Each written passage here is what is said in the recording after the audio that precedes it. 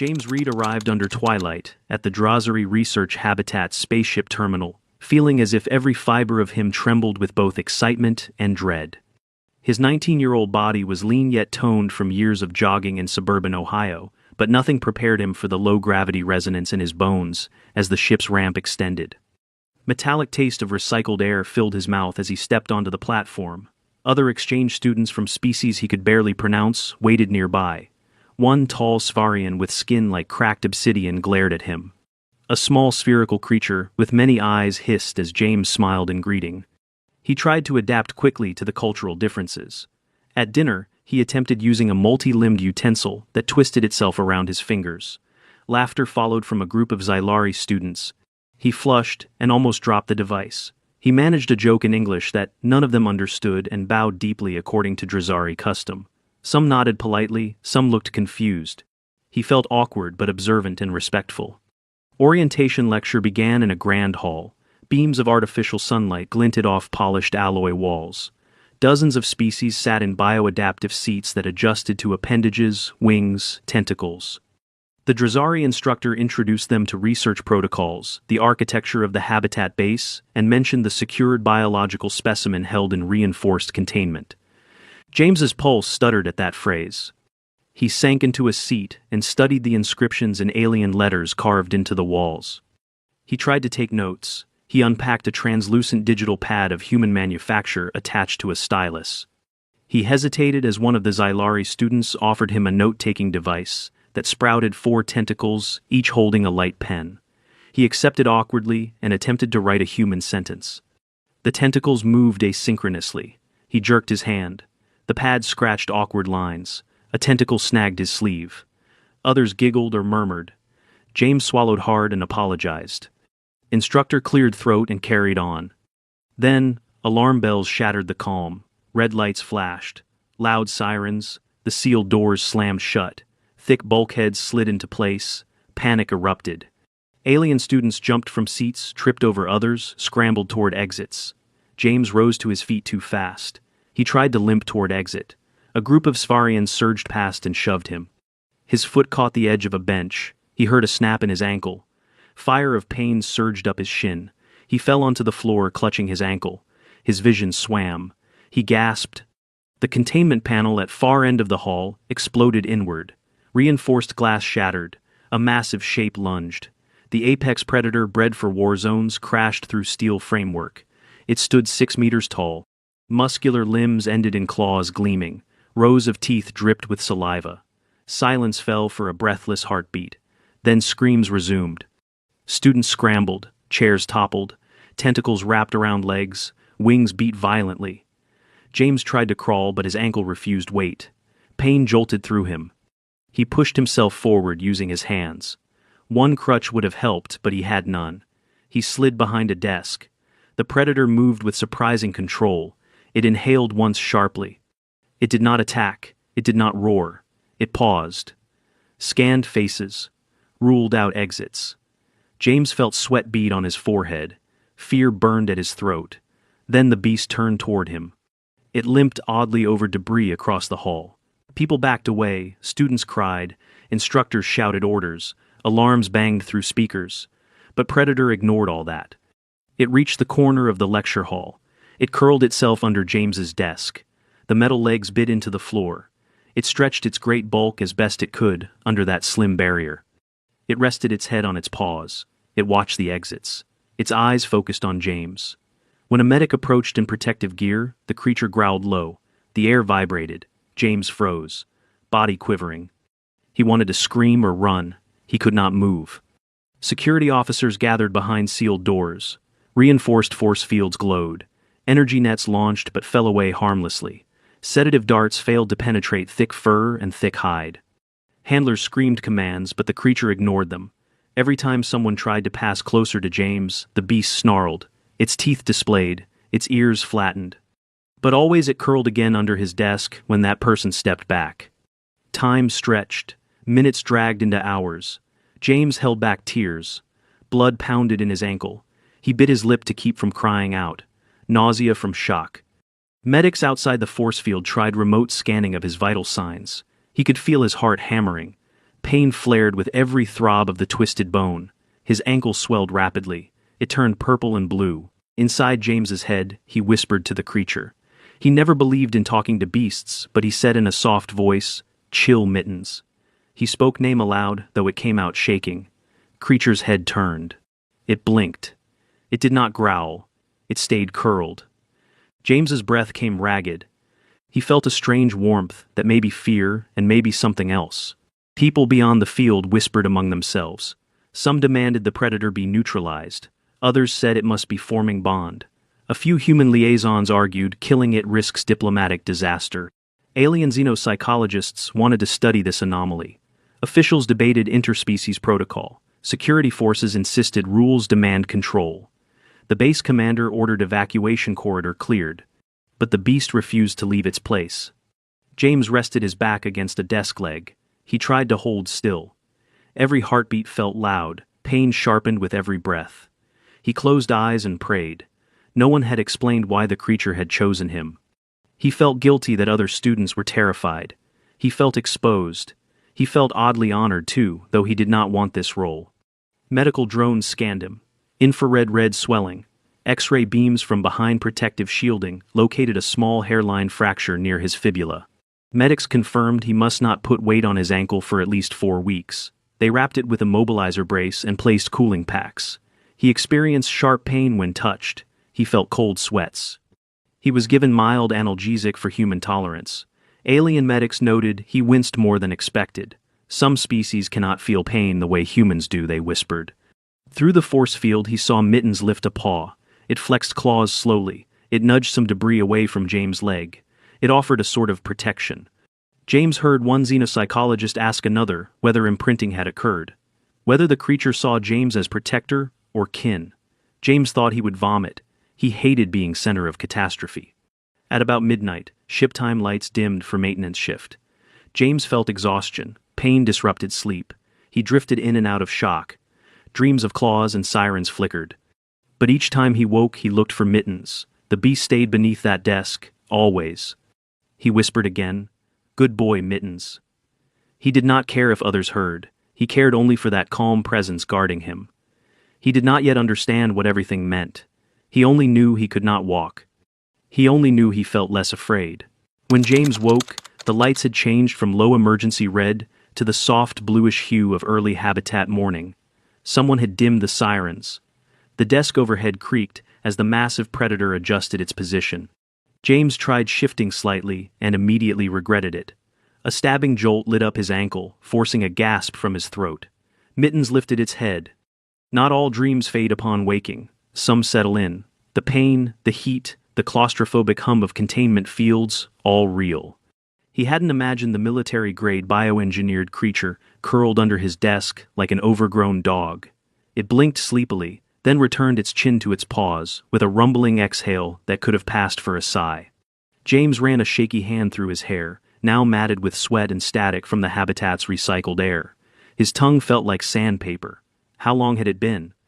A hollow display flickered across the hall. 6:13 habitat time. 32 hours since the breach. Medical drones whirred to life behind the barrier. One of them edged closer, inching just enough to re-scan his leg. Mittens growled, not loud, but pointed. James waved it off weakly. "I'm fine, just back off," he muttered toward the drone. The growl ceased. Someone on the other side must have seen the interaction, because a small crowd reassembled at the far end of the hallway, now behind a fresh energy barrier. He saw diplomats, at least 2 high-ranking Drazari officials in regal plum armor, and a few humans in UN-mandated expeditionary uniforms.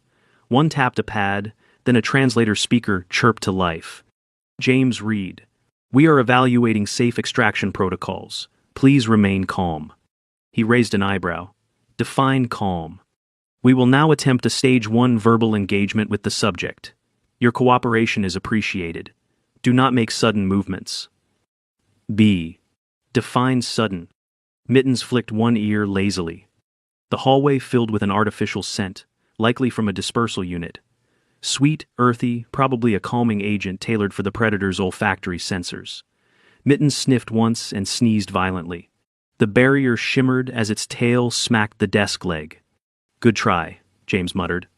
A small robotic rover rolled out next, holding what looked like a synthetic meat slab.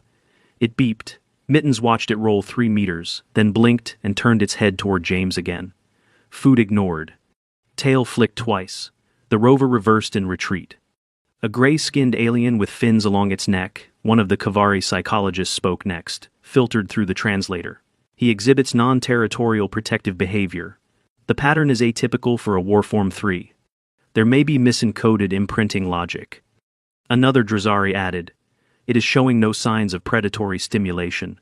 Yet. And the human is injured. I recommend forceful removal. That drew murmurs. James tensed. A human woman, dark curly hair drawn back in a tight knot, stepped forward.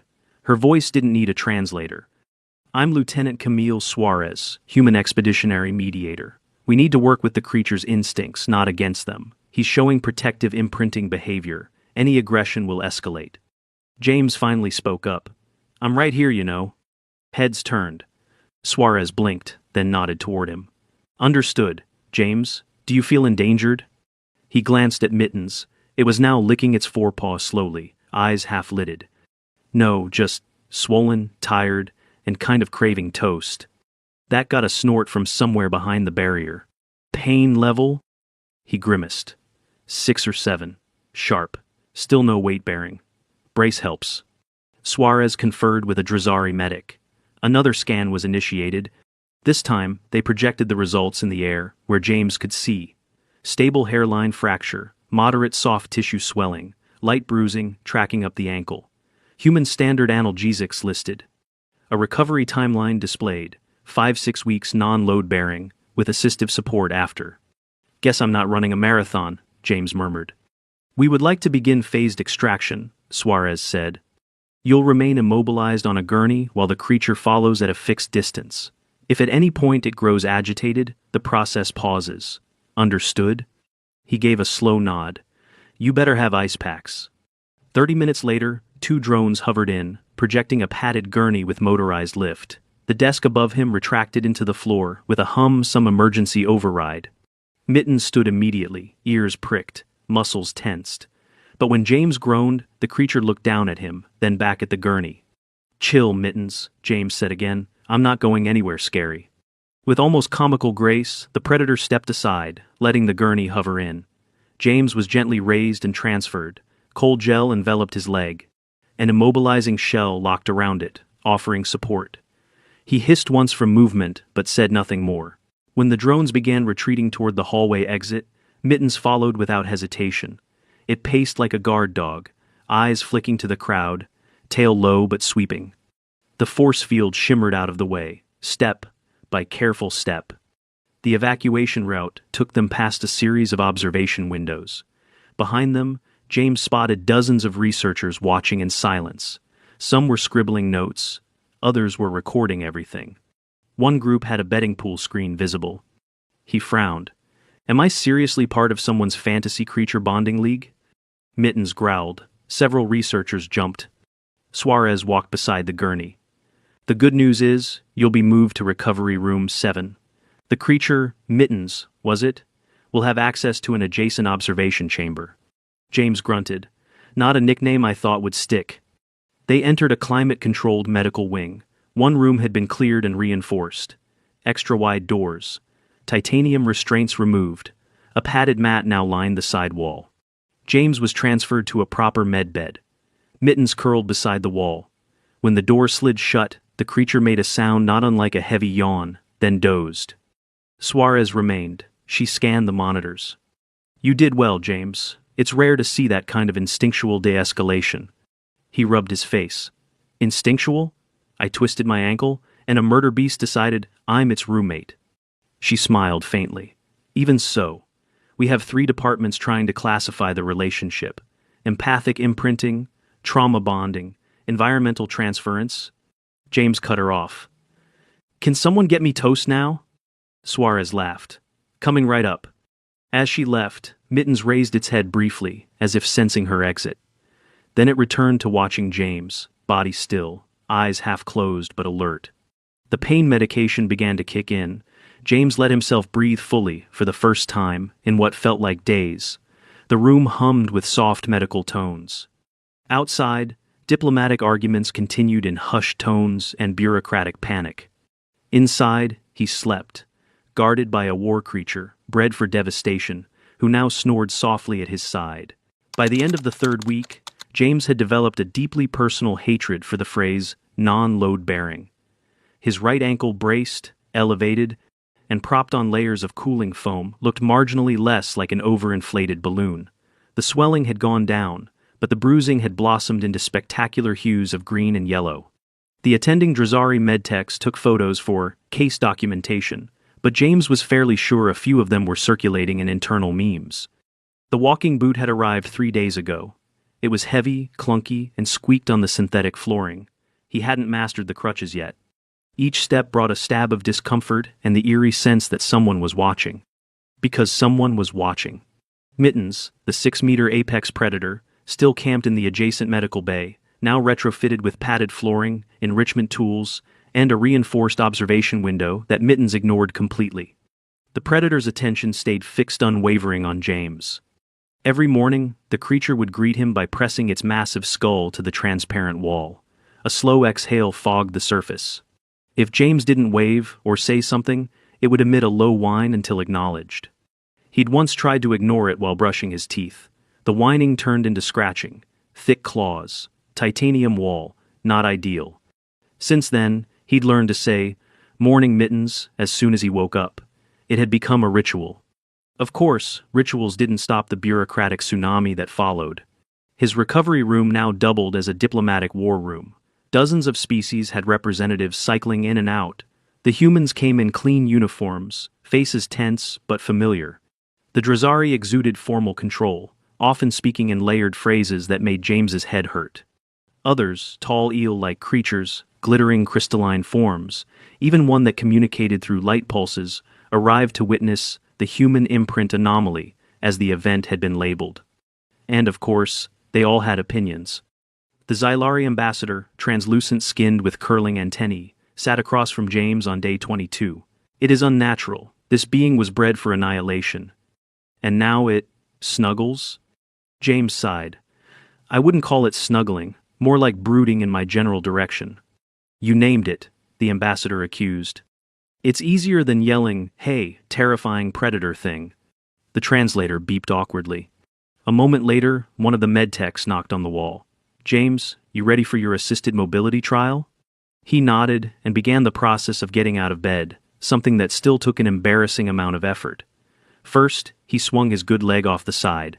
Then he eased the booted ankle down with both hands, bracing for the dull throb that always followed. Finally, with a grunt, he hauled himself upright and grabbed the crutches. The Xylari ambassador winced. You are still healing.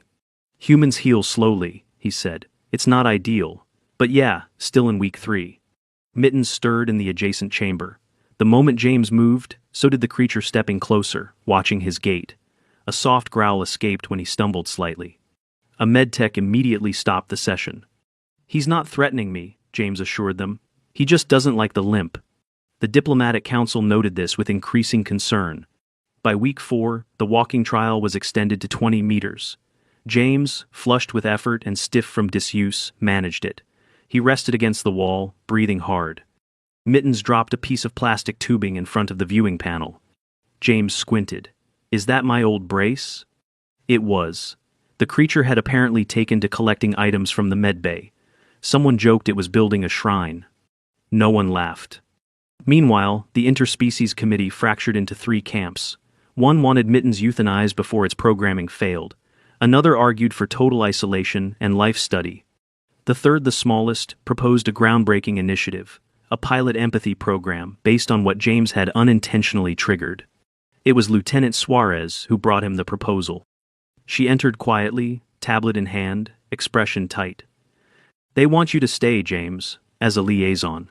He blinked. A liaison for what? I twisted my ankle, and now I have a predator roommate. They're calling it the Reed Protocol, she said, not quite smiling.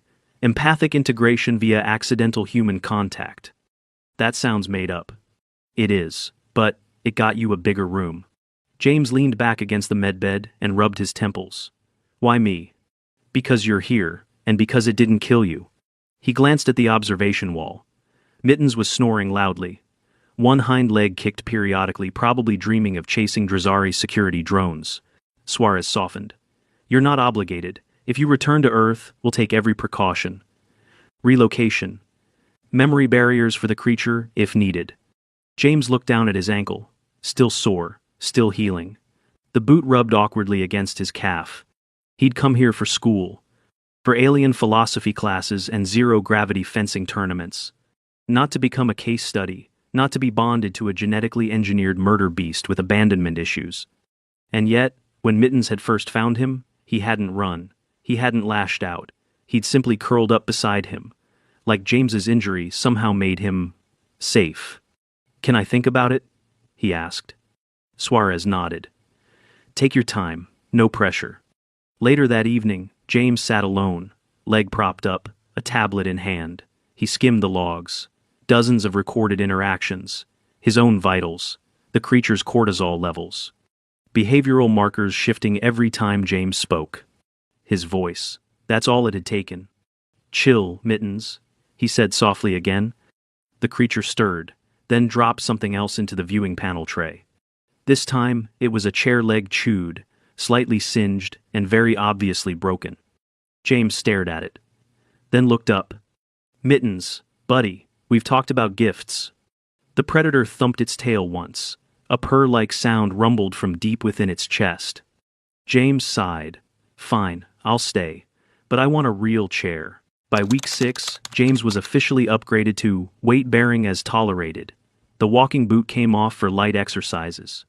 The crutches were retired to a corner, replaced by a single cane that made him feel roughly 80 years old. He was still stiff, still sore, but upright. And now, fully mobile, James had a new problem. Privacy. Wherever he went, Mittens followed. Initially, it had been confined to the Habitat's medical wing, but the new arrangement one he reluctantly signed after 5 straight days of committee briefings allowed supervised mobility across designated zones.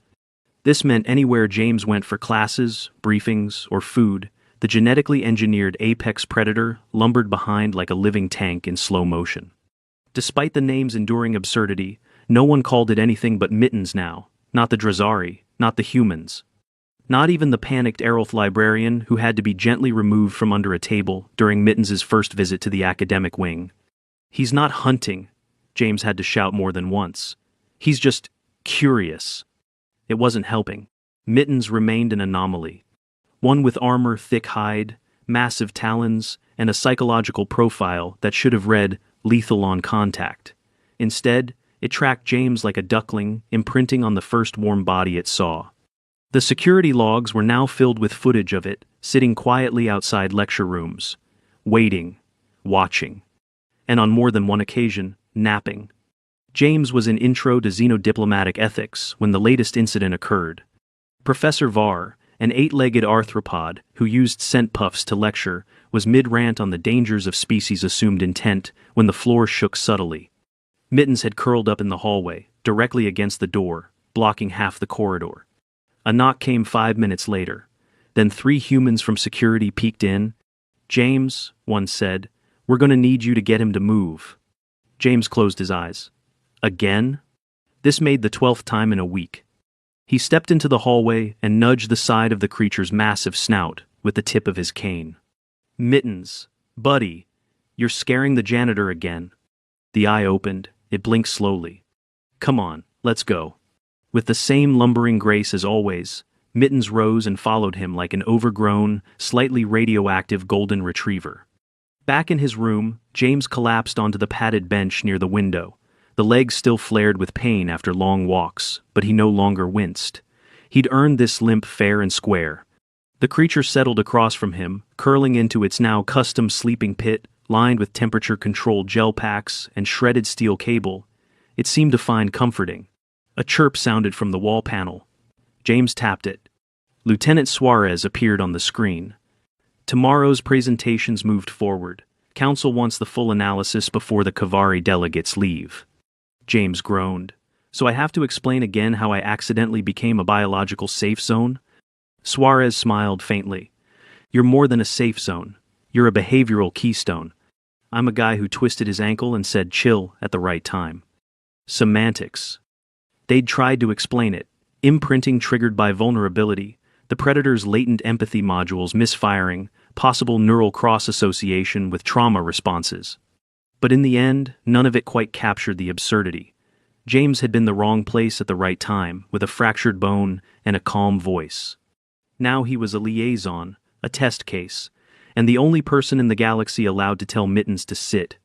The presentation took place in Observation Chamber A, a modified auditorium with multiple tiers and real-time translation overlays. Species representatives packed into every seat, watching James as if he might explode or start barking orders. He cleared his throat and started with a photo of his ankle on the big screen. Bruised, ugly. This is where it started. Several attendees winced, one crystalline being let out a sound like glass breaking. James continued. I was left behind in the evacuation. I was injured. The Warform 3 breached containment, approached, and chose to stay near me. He flipped to a video of Mittens curling under the desk. Now, 6 weeks later, he has developed consistent non-aggressive behaviors. He tracks my emotional states, responds to commands, and has not shown violent tendencies outside defensive posturing. A xylary bureaucrat waved a tentacle. But what is your scientific conclusion, Mr. Reed? James glanced at the screen. Mittens, watching remotely, flicked an ear. He thought for a long moment. I don't know, he said finally. Maybe this is about comfort, about imprinting. Maybe it's an evolutionary fluke. Or maybe, and I know this sounds stupid, maybe the most dangerous thing in the galaxy just wanted someone to not be afraid of him. Silence stretched. Then a ripple of color flashed through the delegates, a sign of contemplative approval in many cultures. Later, Suarez joined him by the hallway windows. Well said. He shrugged. I winged it. You ready for the next phase? He looked at her. Which is? You'll be traveling to the central station, with him, as a proof of concept. James stared. Mittens in public transit? Private shuttle, full escort. It's a test run for the empathy program. You'll be the face. Face of what, exactly? Peace, she said. Odd, terrifying peace. The morning of departure, James packed a single bag. Medkit, spare boot, snacks. Mittens had already shredded one alloy bench in nervous energy, pacing beside the shuttle ramp.